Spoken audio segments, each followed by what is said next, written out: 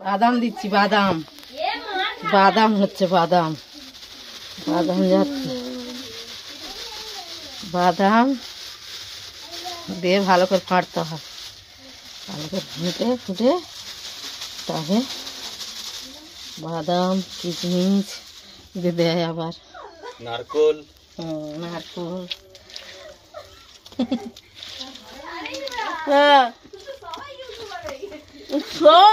Video করলে সবাই জেনে যাবে।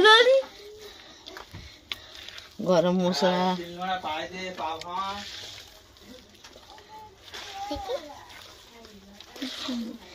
গরম মশলা দিয়া ভালো করে ফাটতে হবে।